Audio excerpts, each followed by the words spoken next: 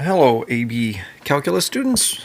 So we're ready for today's notes, which is going to be continuing on with 7.3. That's our integration by parts. So we're going to take a look at a little bit more of this. A couple different situations will arise. The first one is, one of the things, if you remember, I said that for your choice of dv, sometimes you just want to pick dx. And I know that kind of seemed weird, but you'll see here how it actually works in certain situations. So let's take a look at this. Integrate the inverse tangent of x dx. So we know the inverse tangent of x is a function. So we should be able to get an integral of that function. It is one of those things that we don't have one that there was nothing we had that we said, oh yes, the derivative of that is the inverse tangent of x. So the question becomes, okay, it's not a known derivative, so how are we going to anti-differentiate this? And it's not the type of thing, whereas use substitution kind of requires things to be in separate parts, where you've got a factor in another part of the expression. Here with integration by parts, you can have a single function like this, and you could let this be u and let this be dv. So let's go ahead and let's do that. So I'm going to let u be the inverse tangent of x. That makes du, the derivative of that, 1 over 1 plus x squared dx. And my dv just becomes the dx, which when I integrate that just becomes x. So going ahead here and substituting in, so going ahead and working this, or I shouldn't say substituting in, we know that that integral is going to be equal to u times v, so that's my u, which is this, times my v, and usually we write the x first, so it's x times inverse tangent of x minus the integral of, and I know it's v, this times du, so we have this in the numerator, times du looks like that. So we end up with this if we simplify it down. Now this can be integrated pretty easily with u substitution. We can let u be equal to 1 plus x squared, making our du our 2x dx. So for our x dx, we know it's just going to be 1/2 du. So we can put in that factor of 1/2 there, du, and then replace the denominator with u. So getting that there, this becomes a pretty easy integration. This is just going to be the natural log of the absolute value of u plus our constant there, and now we're going to go ahead and replace our u with our 1 plus x squared. And we have this. Notice I could eliminate the absolute values because 1 plus x squared is always going to be positive. I don't need the absolute values anymore.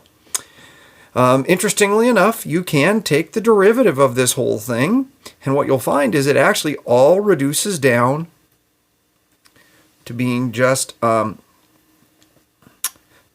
the inverse tangent of x. Interestingly enough, when you go ahead and you do that. So it is kind of one of those things you would not expect it. Obviously, the antiderivative of this is a fairly complex expression, but it can be found and can be done that way. All right, let's go ahead. Let's look at another different thing where we're going to use integration by parts. Let's use it to solve an initial value problem. And that's just a stray mark for some reason. So is that. Not sure why those got there, but they are.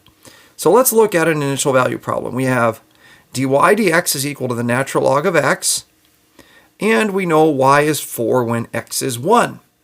So this is solving this initial value problem. This is a separable differential equation, but we don't have to separate anything because all we have are x there. So we know this is just going to be dy is equal to our natural log x dx, which means that we can integrate both sides and they will still be equal.